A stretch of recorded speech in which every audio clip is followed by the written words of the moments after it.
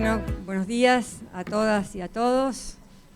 Como bien dijo Marcelo, yo soy directora del Centro de Asistencia a la Víctima y al Testigo del Delito de la Defensoría del Pueblo de la provincia de Santa Fe, en Rosario, institución, organismo que desde hace más de 30 años brinda asistencia integral e interdisciplinaria a personas víctimas desde una perspectiva de género, diversidad y derechos humanos. Muchas gracias por estar acá en una mañana en donde elegimos, en este primer panel, hablar de un tema que nos atraviesa, como es el de la violencia digital y de género. Muchas gracias también y bienvenidos a aquellos que están conectados desde la virtualidad. Antes de comenzar el desarrollo, y les robo unos minutitos, me gustaría decir que el acceso a derechos es una de las premisas fundamentales en el trabajo cotidiano de la Defensoría del Pueblo.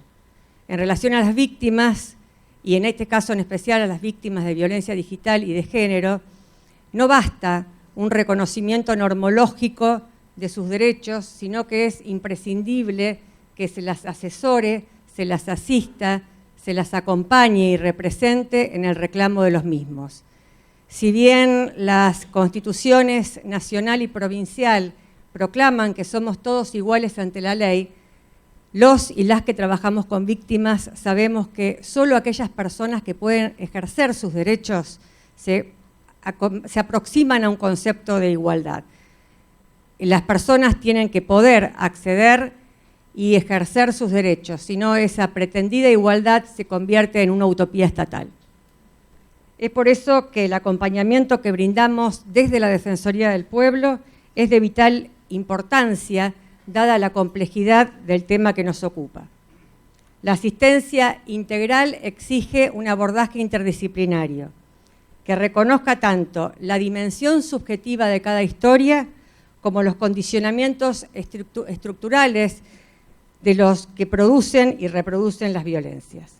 El objetivo no es solo contener, es trabajar para reparar el daño, es restituir derechos, fortalecer la autonomía y contribuir a la construcción de proyectos de vida sin violencias. Ahora sí, les presento a dos profesionales comprometidos en el tema, ambos funcionarios del Ministerio Público de la Acusación, que nos van a hablar de violencia digital y de género en Argentina y Santa Fe, herramientas jurídicas, abordaje e investigación. Con ustedes, con nosotros, Diego Meinero y Marianela Cordones. Bueno, muchas gracias por la presentación. Muchas gracias a todos los que están aquí presentes y muchas gracias a la Defensoría del Pueblo de la provincia de Santa Fe por la invitación. Me parece que es muy importante que pongamos en debate estas cuestiones y que también se lleven algunas herramientas que hay desde la ley y también desde las intervenciones interinstitucionales. Lo primero, vamos a articular esto en tres ejes. El primero de ellos es entender que la violencia que ocurre en Internet es violencia real. Esto ya lo dijeron algunos de los expositores que hablaron antes que nosotros, pero creo que es una premisa para entender, y cuando estábamos organizando esta breve charla, por llamarlo de algún modo, con Marianela, surgió el término virtual, y ella me dice, no es virtual, y me dice, es real, la violencia es real. Y ese es el primer eje que tenemos que trabajar. Después vamos a hablar un poco de las figuras legales, porque esto no es una charla técnica, pero sí es importante que conozcamos las herramientas y el marco regulatorio, tanto de la violencia de género, pero específicamente de la violencia digital. Y por último, ya se va a encargar la parte más, creo, didáctica y entretenida, la va a tener Marianela, donde va a hacer un punteo sobre qué hacer y qué no hacer ante un caso de violencia digital, con un gran anclaje práctico, y también la idea es que se lleven alguna herramienta, porque todos en algún momento, desde los lugares que ocupamos, sea desde algún cargo público, sea en un colegio, en una casa, dentro de una familia o simplemente siendo víctima, hay herramientas y hay cosas para hacer y para no hacer frente a estos supuestos. Bueno, la primera, en relación a este primer eje, donde hablamos de que las tecnologías de la información y de la comunicación no crean violencia, queremos destacar algunos datos que también se encuentran relevados, por lo menos desde nuestra experiencia, que tienen que ver con que la violencia que se ejerce por medios digitales muchas veces está precedida por una violencia que viene del mundo real. Por eso nosotros en la Filmina, verán ustedes, que hablamos de continuidad de la violencia, porque hay violencias específicas que se dan en ámbitos digitales, pero los casos, la mayoría que relevamos, y los casos, por sobre todas las cosas más graves, tienen una relación de violencia preexistente. Y sobre todo, si hablamos de casos de violencia de género, de violencias contra las infancias. Siempre o en la mayoría de los casos, aquí hay una relación violenta que subyace a la violencia digital, que se da en el marco de una relación o que se da también en el marco de relaciones interpersonales en los colegios, etc. La violencia de género, yo no voy a exponer ahora sobre qué es la violencia de género, hay muchísimas definiciones, pero sí tenemos que tener en claro que es la que se origina justamente en función de una desigualdad estructural entre dos personas y que se basa, les diría, en gran medida en estereotipos machistas también. Afecta, por supuesto, que de manera desproporcionada a mujeres y a niñas, pero también a disidencias, a minorías, colectivos, etc. ¿Qué es lo que tenemos que entender en relación a esto? Que, como dije, la tecnología no crea esta violencia, pero sí hablamos nosotros de lo que es un terreno fértil para que esta violencia se desarrolle y se expanda.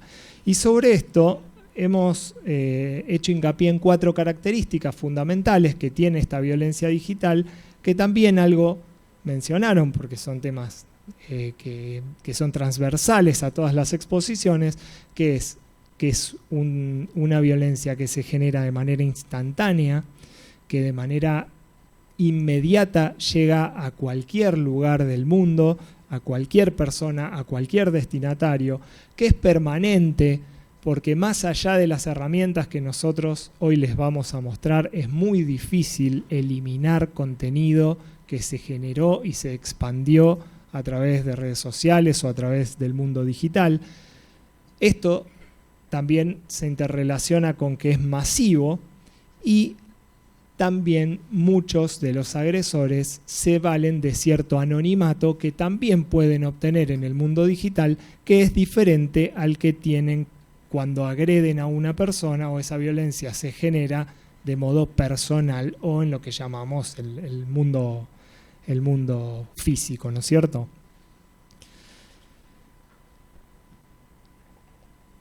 La violencia digital tutela diversos bienes, ¿no es cierto? Estos bienes son la dignidad, la identidad, la integridad y la reputación de la víctima, y hay diversos modos de agredir estos bienes que estamos mencionando. La violencia puede darse de modo psicológico, cuando incluye hostigamiento digital, incluye vigilancia permanente e involuntaria, por ejemplo, mediante aplicaciones de rastreo, que vemos en las denuncias por causas de violencia de género, que no es poco frecuente que existan estas situaciones. Activa el seguimiento, activa tu ubicación en tiempo real. Todas esas son formas de violencia digital que tienen una base en la violencia de género. La violencia sexual, por supuesto, a través de la difusión de imágenes íntimas. Tal vez cuando uno piensa en violencia digital, o por lo menos estamos atravesados por muchos casos de este tipo, es lo primero que se nos viene a la cabeza pensar en violencia digital de tipo sexual. También hay violencia simbólica, cuando se difunde contenido, pero que tiene por fin ultrajar a las personas desde otro lugar, ponerlas en un lugar de ridículo, burlarse de esas personas, que tiene que ver también con el ciberacoso, muy presente en los colegios, y también la violencia mediática, que incluye campañas de desprestigio ya más generalizadas y dirigidas a cuestiones más específicas. Comprender estas 4 categorías nos va a permitir a los operadores, pero también a quienes estén interviniendo en situaciones de violencia, identificar rápidamente o orientar a la víctima rápidamente en cómo tutelar esas cuestiones y a través de qué medidas, que también es un poco lo que después les va a contar Marianela. El marco normativo que hoy tenemos vigente es tanto nacional como provincial. Me animo a decir que nuestra provincia es pionera, ya lo han dicho también, pero nuestra provincia es pionera en el dictado de leyes que tienen que ver con la violencia digital. Tenemos operativos a nivel nacional, la ley Olimpia, que la ley Olimpia es una ley que surge justamente, bueno, notarán, y ya vamos a hacer hincapié también, que todas estas leyes llevan el nombre de mujeres que han padecido situaciones que luego las leyes vienen a regular y a legislar. La ley Olimpia, que no crea delitos, no establece tipos penales específicos, pero sí incluye a la violencia digital como un tipo de violencia de género y modifica la ley 26.485, que es la Ley de Protección Integral de las Mujeres. Y este reconocimiento es, por un lado, el primer paso, pero por otro lado, también es la llave que me habilita a utilizar las herramientas que da la Ley 26.485, aun cuando esos tipos de violencia no constituyan un delito autónomo. La ley Chachi-Telesco, recordarán muchos el caso de Chachi-Telesco, que también fue una adolescente por aquel entonces, que se filtra un video de ella teniendo relaciones sexuales con su pareja, y vaya si es una violencia basada en estereotipos que nadie se acuerda de la pareja de Chachi-Telesco, nadie sabe quién es. Chachi-Telesco sufrió muchísimo esta situación y la provincia de Santa Fe dictó la ley 14.297, que esto es algo bastante técnico, hay legisladores que lo saben muy bien, pero otras personas que no. Los legisladores provinciales no pueden legislar sobre delitos del Código Penal, eso es materia del Congreso de la Nación, pero los legisladores provinciales han dictado una serie de modificaciones al Código de Convivencia que son justamente los que se reflejan en la llamada ley Chachi-Telesco, que hace, bueno, como dije, tipifica diversos tipos de violencia digital que se pueden denunciar y que, si bien no tienen el estatus de delitos, son contravenciones y merecen la actuación también de la justicia provincial. Tenemos la ley Belén, que la ley Belén está con trámite legislativo actualmente. También Belén es una adolescente que fue víctima de divulgación de material íntimo y que lamentablemente es uno de los casos más graves. Belén, Emma, que se han quitado la vida por no poder procesar, no poder superar estas situaciones. Y bueno, la ley Belén justamente sí lo que viene a hacer es legislar específicamente tipos de violencia digital para que sean incluidos en el Código Penal y para que se puedan investigar como delitos.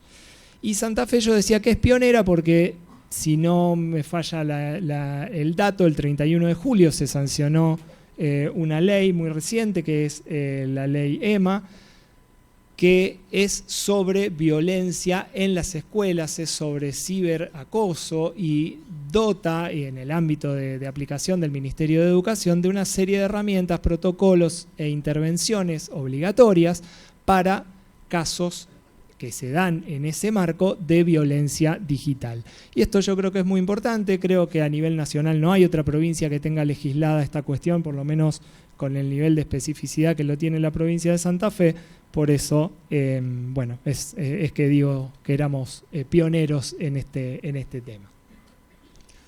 Brevemente, la ley llamada Chachi-Telesco, ¿no es cierto? La ley 14.297, lo que establece son los tipos de violencia digital que constituyen contravenciones, que se pueden dividir en dos grandes categorías, aquellas que vulneran la privacidad y aquellas que generan acoso o tutelan el acoso y el hostigamiento.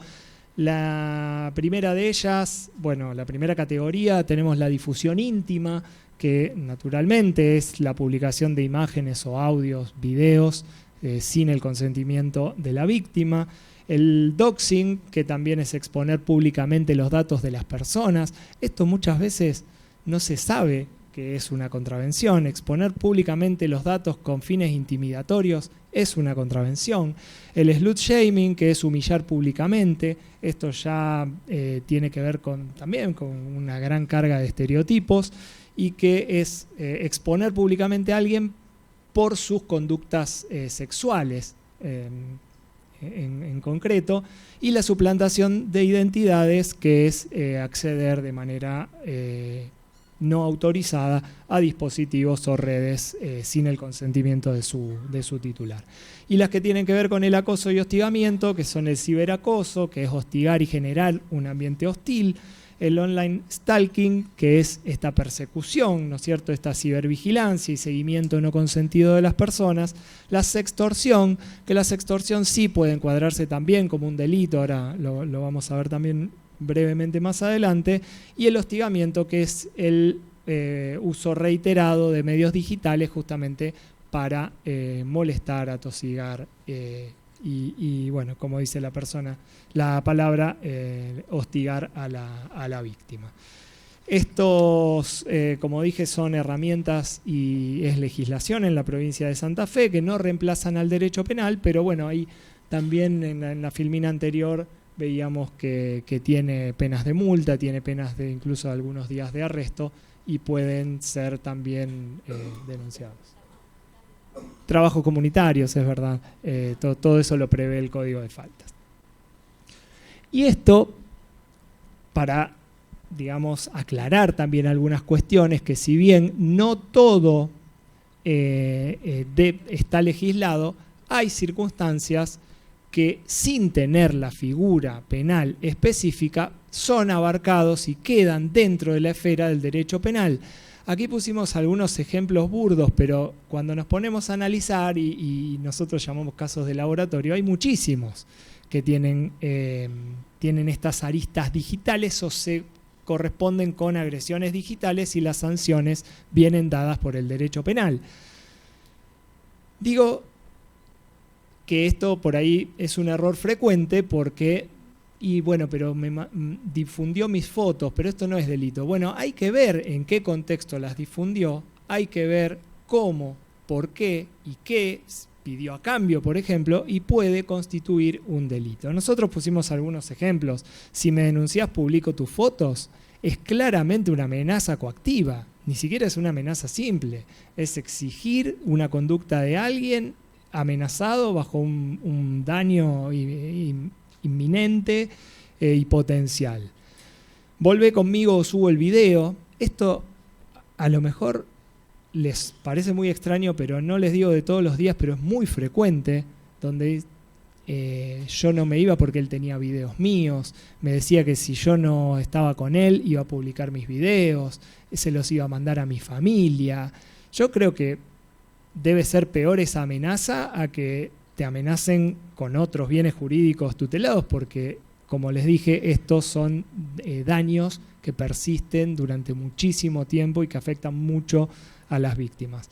Bueno, transferime 50.000 pesos o publico esto, son casos de extorsión, claramente. Esto se utiliza también a través de estafas, donde hacen ingresar a personas, generalmente hombres, se contactan diciendo que son mujeres, luego se envían fotos, dame plata, o mando a tu mujer, tu esposa, la foto que me mandaste. Bueno, hay diferentes formas que constituyen delitos. Y otra es el hackeo, que es la violación de correspondencia o acceso ilegítimo. Una en la que estaba pensando, Diego, cuando vos estabas hablando, es cuando las imágenes distribuidas o difundidas de manera no consentida llegan a un niño o una niña o adolescente de manera directa a su dispositivo y ese niño o niña es menor de 14 años, estamos ante el artículo 128, cuarto párrafo, que es suministro de material pornográfico a menores de 14 años, que se agrava la figura cuando esos menores o esos niños, niñas y adolescentes, mejor dicho, son menores de 13. Es válido, sí. Y también ante la falta de legislación específica hubo un gran avance en cuanto a jurisprudencia, doctrina y elaboración de derecho, digamos, que hay fallos en los que se ha considerado, por ejemplo, una lesión cuando hay una grave afectación a la psiquis de la persona, y eso en el derecho penal clásico tal vez nunca hubiese sido considerado un delito de lesión, y hoy el avance de las tecnologías no podía quedar afuera de las resoluciones judiciales. Tratamos de estar lo más cerca posible del día a día de las personas, y se han obtenido fallos bastante novedosos. No es la intención mencionarlos ahora, pero incluso con el concepto de salud que da la Organización Mundial de la Salud, se ha logrado que un daño psíquico severo en una víctima que fue difamada, que fue ultrajada de esta manera, se considere el delito de lesiones. Bueno, los casos emblemáticos yo ya los mencioné, ¿no es cierto? Son el caso Belén, el caso Chachi Telesco, el caso Emma, y esos son los más graves y son los que motivan leyes, pero también preparando esta charla estábamos recabando un poco de nuestros números, y hay datos que nosotros le pusimos el título de datos impactantes, porque realmente nos quedamos sorprendidos. La fuente es un artículo que se llama La violencia digital necesita justicia, que es del Fondo de Población de las Naciones Unidas en Argentina, y que nos dice que 1 de cada 3 mujeres en Argentina sufrió violencia de género digital. Es muchísimo. Nos dice que el 59% de las mujeres recibió mensajes sexuales o misóginos en redes sociales. Es muchísimo. El 70% modificó su comportamiento en las plataformas tras sufrir algún abuso o estar expuesta a alguna situación de este tipo. Y el 36% dejó de publicar o compartir directamente ciertos temas, ciertas fotos, por la agresión misógina que recibía en redes sociales. Digo que esto es importante para que pensemos en toda la gente que hay aquí en este auditorio, y que pensemos que 1 de cada 3 mujeres fue víctima de este tipo de delitos o de este tipo de agresiones. Es muy representativo. Luego también hicimos una observación hacia adentro. Como esto todavía no tiene un delito específico, nuestro sistema informático no nos permite diferenciar o discriminar cuántos casos de violencia digital de género tuvimos, pero sí pudimos discriminar perfectamente lo que son los delitos de grooming y de los delitos relacionados con el material de abuso sexual infantil. Y para que ustedes tengan una dimensión, estamos a 5 de agosto, este corte lo hicimos la semana pasada, habían ingresado 1.081 causas por cuestiones de grooming y de distribución o tenencia de material de abuso sexual infantil. Y había 400 que todavía no se habían subderivado, es decir, que estamos en 1.500 casos en agosto del 2026. Realmente es muchísima la cantidad de casos que ingresan. Todos pasan, o casi todos, el 57% pasa por Marianela. Por eso ella después le va a hablar mucho de este tema.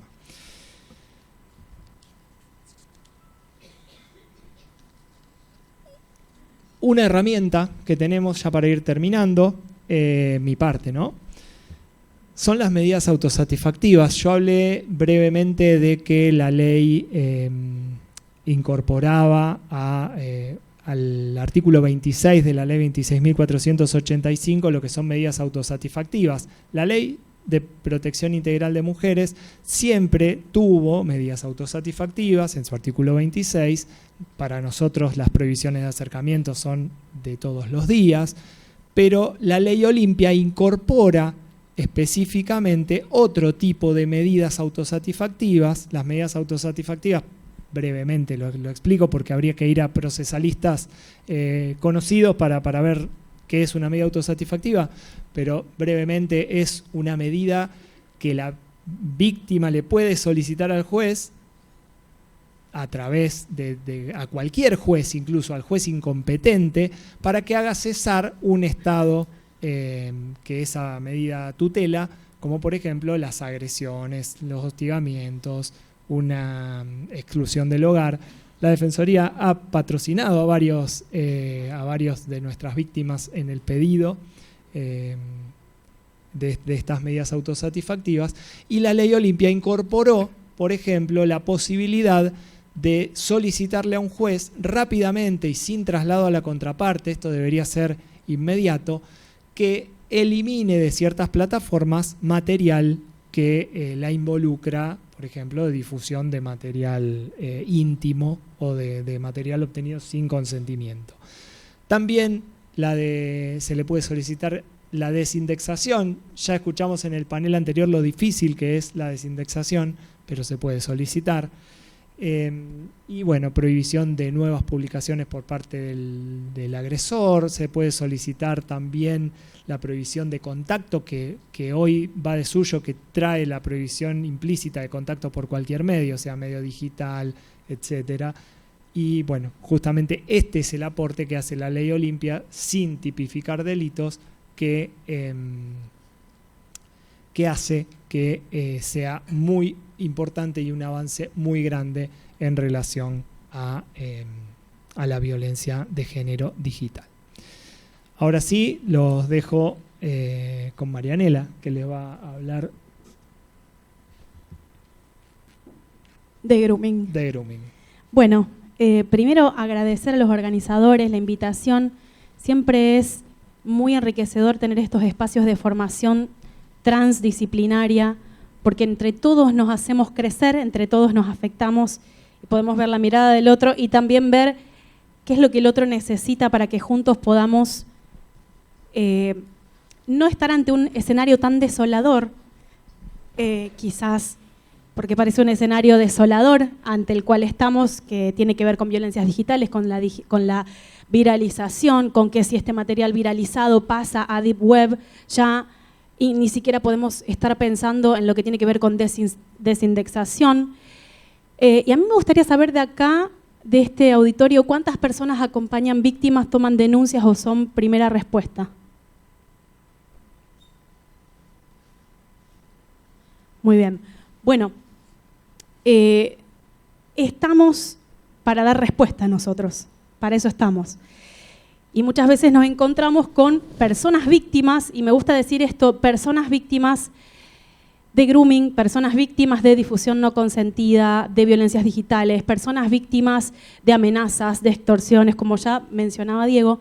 Algo que a mí me gusta charlar siempre con los papás y las mamás cuando vienen a la fiscalía es tener en cuenta que el grooming primeramente se encuentra dentro de los capítulos de los delitos contra la integridad sexual, dentro del capítulo. Es un delito contra la integridad sexual. Hay casos de grooming que exceden, que inician con grooming y exceden largamente y ampliamente al delito y se transforman en otras cosas. Hace un tiempo atrás, unos años atrás, un caso nos golpeó de una niña que había sido sometida a servidumbre y nunca había conocido a su agresor. Pero existe el sometimiento a servidumbre, existe la trata, existe la producción, el abuso sexual con acceso carnal mediato, existen las estafas, por supuesto, Existe un sinnúmero de delitos y de situaciones y de sometimientos que entran por la puerta del grooming. Así que les voy a contar primero que grooming básicamente es contactar, que un mayor o que un adulto, según lo que dice el Código Penal, artículo 131, que un adulto contacte a un niño, a una persona que es menor de 18 años, por medios telemáticos, a través de las TIC, a través de un teléfono. Normalmente vamos a ver o podemos llegar a ver esta sucesión de hechos. Se contacta a la persona primero, dice identificación de perfiles vulnerables. Yo escuchaba a una psiquiatra que se llama Marcela Escarafía, se los recomiendo, ella es perfiladora y es de Córdoba, y ella dice, ¿cuál es el perfil del niño víctima? ¿Y cuál es el perfil del groomer, vamos a decir? Bueno, el perfil del niño víctima es cualquier niño. Es el niño curioso o el niño que está solo.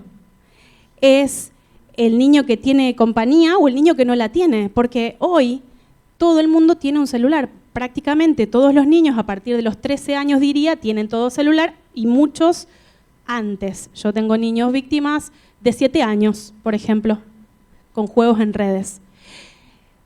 Otra cosa que hablamos con los papás y las mamás. En una pregunta que me gustó que hicieron, yo no sé si fue de Grooming Argentina, que le hicieron, ¿vos dejás a tu hijo solo en una plaza de 8, 9, 10 años en Rosario, en el Parque Independencia? No, me responden rotundamente que no. ¿Vos dejás a tu hijo solo en una plaza mundial al lado tuyo sentado en el sillón a la que tiene acceso todo el mundo? Y a esa pregunta la respuesta muchas veces es sorpresa y silencio. Porque no nos damos cuenta que, como decía Diego, no es virtual, solamente es una puerta digital que afecta al mundo material de maneras inimaginables. Acercamiento. Bueno, este groomer le manda a 100 personas, uno le va a responder, este que le responde, hola, al hola. Bueno, buen día, buenas tardes, buenas noches. ¿A vos te gusta Free Fire? A mí también. ¿A vos te gusta Roblox? Te doy Robux. Nos hacemos amigos, empezamos a hablar entre nosotros. Ay, mi mamá no me entiende nada, no puedo hablar nada con mi mamá. Sí, yo te entiendo porque me pasa lo mismo. Bueno, vamos a ver esto. ¿Te gusta Harry Potter? Bueno, ya medio viejito Harry Potter, pero... Y así se construye la confianza. Entonces el día, y casi te diría que todos los niños saben que no hay que mandar fotos. Todos sabemos. O casi todos. Pero un día, en esta confianza establecida y en esta amistad en la que vos sos mi amigo y en la que mañana, tarde y noche nos contactamos y sos mi vínculo emocional, yo te pido una foto. Y vos sabés que no me tenés que pasar una foto. Entonces la primera vez quizás me diga, no te voy a pasar una foto, porque sé que no lo tengo que hacer. Entonces yo me voy. Y el piso debajo de tus pies, emocional, se remueve. Y ese vacío manipulatorio es lo que posteriormente genera que, aislamiento me lo salteé, pero es parte de esta construcción, ¿no? Es lo que genera que eventualmente la próxima vez que vuelva o la siguiente, luego de un vacío de una semana de estar, que quizás hay un involucramiento emocional muy grande porque también estamos ante personas en formación, personas cuya prefrontalidad está en desarrollo incipiente. Con lo cual, las decisiones, la postergación de la gratificación, la tolerancia a la frustración no están desarrolladas como en un adulto. Son inteligentísimos para manejar home banking, lo manejan mejor que vos, mejor que yo, para el celu, son nativos digitales. Mi sobrina desde el año le sacaba el celular a la mamá y no se lo dejamos, pero le sacaba y hacía como si hubiera nacido con eso.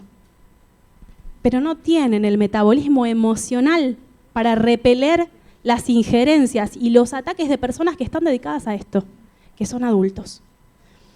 Bueno, sexualización, te mando la foto y por último, control. Ahora todo el mundo va a saber quién sos. Le voy a mandar esto a tu papá, le voy a mandar esto a la academia de modelos en la que estás, voy a publicarlo y voy a robar y voy a etiquetar a la academia de modelos, al instituto, a la escuela, a todas tus compañeras, tus compañeros, a tus profes. Y ahí comienza el control. Y este control hemos llegado a ver que es largas horas sin dormir, no permitirle dormir a la víctima que esté parada en videollamada durante 20 horas seguidas. Este control implica que pedirle a la víctima que se quiebre los dientes delanteros con una pinza. Este control implica que, no sé, estoy pensando en distintas situaciones, ¿no? Pero que salte del techo. Que salte del techo de la casa. Que rompa cosas, que le pase la tarjeta de la abuela, de la mamá, del papá, la foto. Que le pase las contraseñas de Google, de la libreta de direcciones, así a través de eso accede a la libreta de direcciones. Lo que decía Diego, pásame tu ubicación.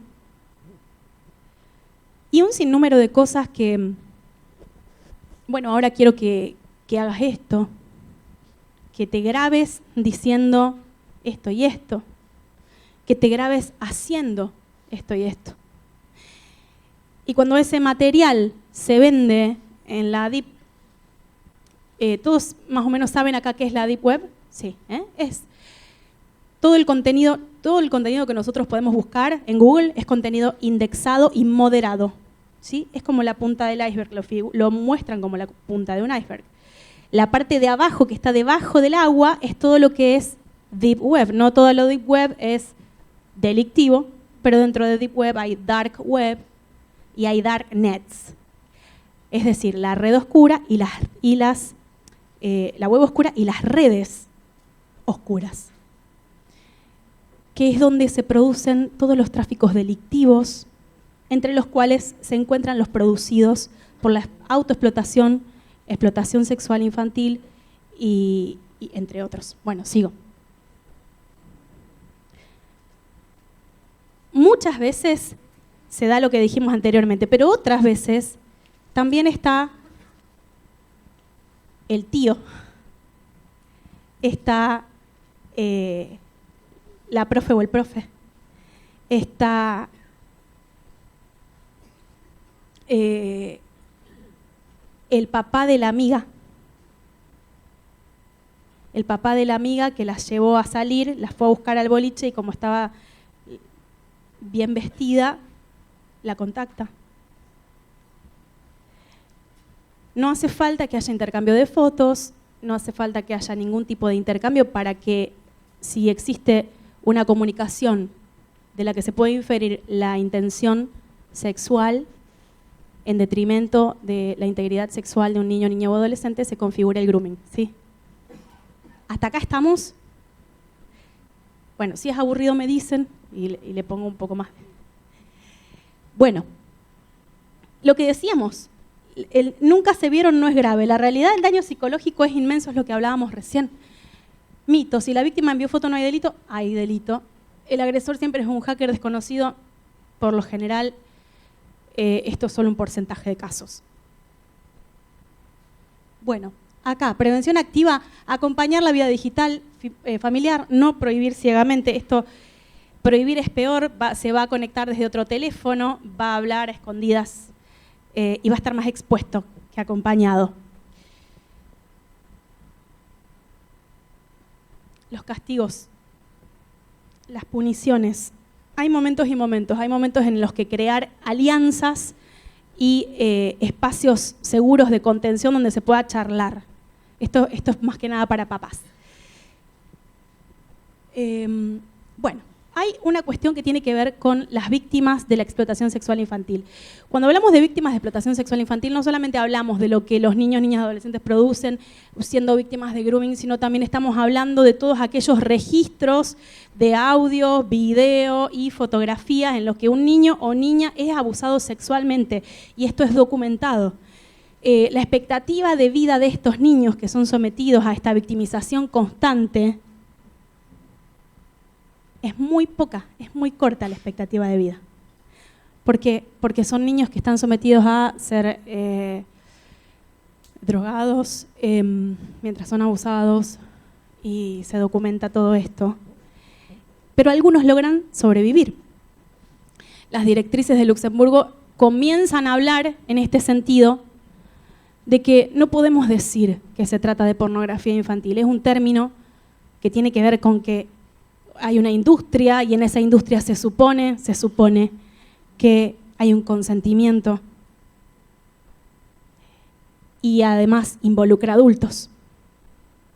En este caso es material de explotación sexual infantil, material de abuso sexual infantil, porque no estamos hablando de adultos, no estamos hablando de ningún tipo de consentimiento y estamos hablando de sobrevivientes también.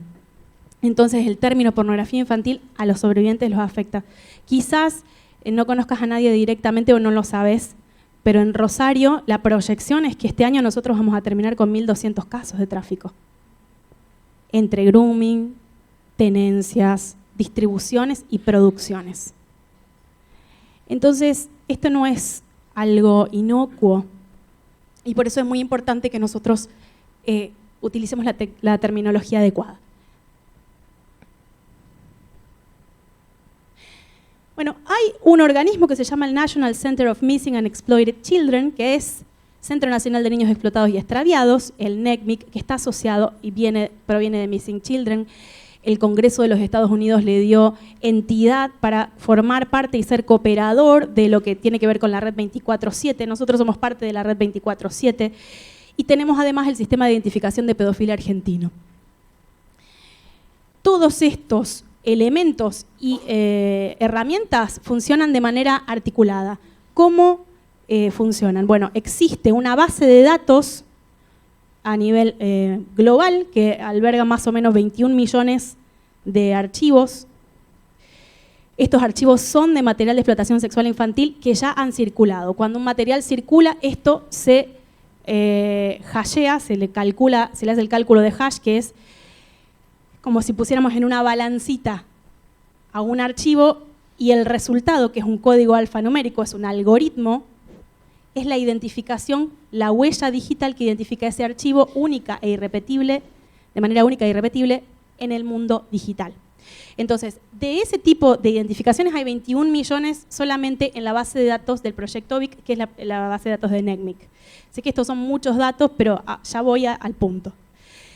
Entonces, cuando se detecta tráfico en redes, NECMIC lo detecta a través de este cotejo que hace con las bases de datos, lo envían al punto de contacto, en este caso de Argentina, y luego al punto de contacto de Santa Fe. Nosotros que tenemos el sistema de identificación de pedofilia, ahí es donde recibimos este material en un espacio doblemente encriptado y seguro. Esto constituye el corpus, vamos a decir, la evidencia principal que nosotros tenemos a la hora también de no solamente investigar el caso, sino también definir si se trata de artículo 128, por ejemplo, simple o agravado, por el agravamiento que se produce en el Código Penal con las víctimas que son mayores y menores de 13 años. ¿Hasta ahí es claro? Bueno, seguimos. Oh, quiero volver hacia atrás. El de abajo. Ahí está. Bueno, entonces, esto es más o menos cómo funciona. Y cuando nosotros tenemos un material explotatorio que se generó acá, también hacemos lo mismo, abonamos estas bases de datos. Y ahora vamos a ver algunas herramientas que tenemos, más adelante vamos a ver unas herramientas que tenemos para poder darlas de baja. Voy a acelerar. Hablamos sobre MASI, hablamos sobre deepfakes. Una distinción que me gustaría hacer acá es, hay que distinguir montajes de deepfakes. El término deepfake hay que tenerlo muy en claro. ¿Qué es? Deepfake. Es algo muy difícil de saber si se trata de una imagen verdadera o una imagen falsa. Es decir, que si yo pongo mi cara y el cuerpo de Luciana Salazar, es obvio que se trata de un montaje, ¿sí? No es una deepfake. Ahora, si la creación a través de la inteligencia artificial Puede ser a través de la inteligencia artificial o puede ser a través de alguna otra herramienta. En este caso estamos hablando de inteligencias artificiales. La creación es casi indiferenciable, estamos ante una deepfake. Un capítulo aparte merece el material de explotación sexual infantil generado con inteligencia artificial, porque Naciones Unidas lo que está diciendo es que esto es un material delictivo, nosotros tenemos que ver qué hacemos con esto, ¿no? Pero a título informativo, para nosotros poder generar una imagen de material de explotación sexual infantil de niños, niñas y adolescentes, una o varias imágenes, tenemos que alimentar y entrenar a la inteligencia artificial. ¿Cómo se entrena una inteligencia artificial? Se entrena con sesgos de etnias, sesgos de edad, sesgos de tipo de cuerpo, sesgos de la fisonomía o el género y demás. Entonces, hay miles de imágenes delictivas con las que se alimenta la inteligencia artificial para poder generar una deepfake de un niño, niña o adolescente, y todas esas imágenes son delictivas. Bueno, abordaje, empatía y no revictimización. Esto me parece, es una sugerencia que hace Diego y que nos parecía muy importante poder traerlo. ¿Qué hacer? Escuchar activamente sin juzgar las decisiones previas de la víctima, preservar evidencia de inmediato, consultar tempranamente con autoridades competentes y centrar la responsabilidad exclusivamente en el agresor. Esto un poco lo estuvimos hablando durante todo el tiempo que estuvimos charlando. La carga de la responsabilidad no recae en la víctima. Es como si yo te dijera, bueno, es tu culpa que te robaran la billetera. No deja de ser delito que me robaran la billetera aunque yo estuviese descuidada. ¿Qué cosas no hacer? No minimizar el hecho, no exigir repetidos comentarios y repetidos relatos, y a eso vamos con lo siguiente. No borrar evidencia. Si vamos a acompañar a alguien a denunciar, no borrar evidencia. Muchas veces el éxito de la investigación depende de esto. Nosotros llegamos a la investigación y no tienen, hay solamente capturas de pantalla, no hay... la conversación se borró, el usuario agresor fue bloqueado e incluso la mamá habló con él. Bueno, tiene baja posibilidad de éxito esa investigación. No bloquear ni reportar a los usuarios. Cuando reporto se borra la conversación. No continuar el contacto con el agresor. ¿Qué busco a la hora de denunciar? Si voy a denunciar. Identificadores de usuario. Hay un montón de Joaquín Nob. Entonces, si yo voy a denunciar que Joaquín Newells me agredió, bueno, hay miles. Entonces, tengo que tratar de buscar, por ejemplo, en Instagram, los 3 puntitos al costado, ver cuál es el URL de perfil, en Facebook lo mismo, en TikTok lo mismo. Recopilar información que no puede ser modificada por el usuario. La palabra, los nombres, por ejemplo, Joaquín Nob, bueno, los puedo modificar muchas veces. Lo que no puedo modificar es el URL de perfil, por ejemplo. Entonces eso es importante, poder recabar información que después va a servir. ¿De dónde a dónde fue la agresión? Dice, me mandaron, bueno, ¿a qué número? ¿A qué teléfono? ¿A qué usuario te mandaron? ¿Cuál es el usuario que recibió esta agresión? ¿Cuándo? ¿Empezaron en qué aplicación? ¿Migraron después a otra aplicación o se permanecieron siempre en la misma aplicación? Esto es importante. Bueno, recabar, preservar y, por último, ayudar en la autogestión. A nosotros nos parece muy importante que personas que acompañan a víctimas o que tienen primeras aproximaciones, incluso profes, seños, papás y mamás, puedan tener presente algo.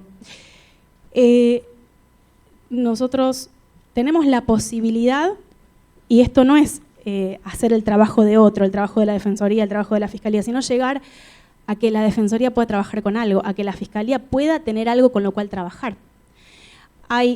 La mayoría de las empresas acá la mayoría de las plataformas permite al usuario hacer una descarga de su propia información.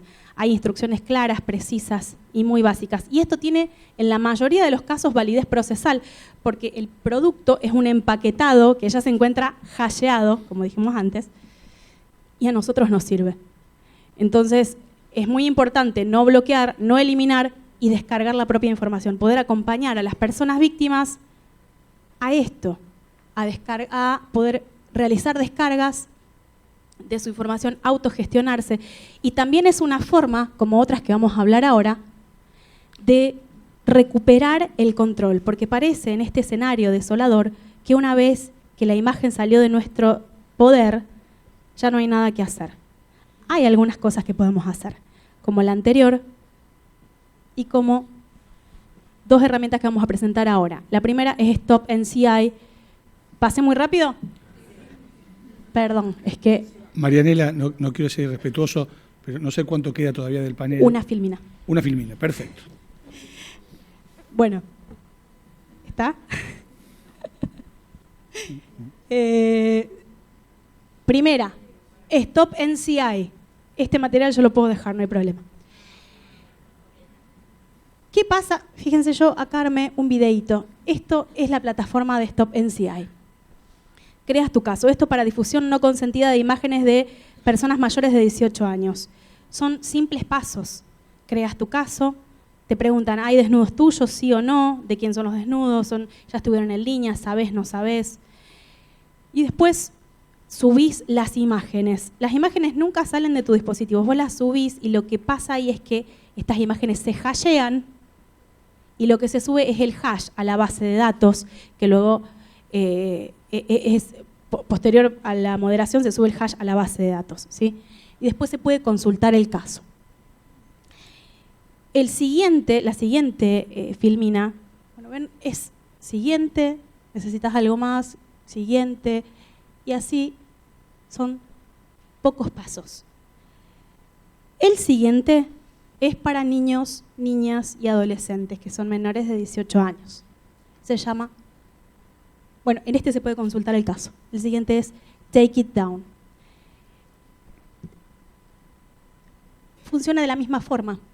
Se comienza y lo último que quisiera decir es que estas dos tecnologías funcionan con lo que se llama cadena de ADN de hashes. ¿Qué es la cadena de ADN de hashes o qué es hash DNA? Para traerlo al ámbito material, cuando nosotros tomamos una huella digital completa, tenemos la posibilidad de identificar a una persona muy alta. Cuando tomamos una huella digital parcial, tenemos menos posibilidad de identificar a la persona, pero todavía tenemos posibilidad de identificar, ¿verdad? Bueno, el ADN de hashes trabaja de esta manera. Uno puede subir la imagen original. Muchos papás me dicen, yo no tengo la imagen original, tengo capturas de pantalla, tengo fotos que me llegaron, pude sacar lo que publicaron en el Instagram. De paso, para algunas cuestiones nosotros tenemos algo que se llama espejo Chubut, que nos permite capturar en tiempo real algunos contenidos que son efímeros, y eso es importante tenerlo en cuenta porque la Fiscalía lo tiene.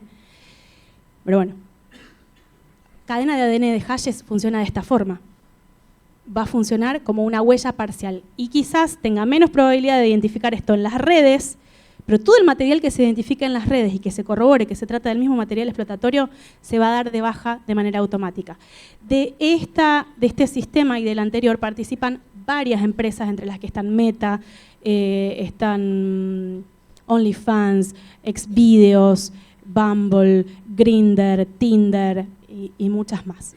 Así que bueno, hay muchísima información más, pero no queríamos dejar de poder aportar estas informaciones que nos parecen muy relevantes, y muchas gracias a todos por su atención.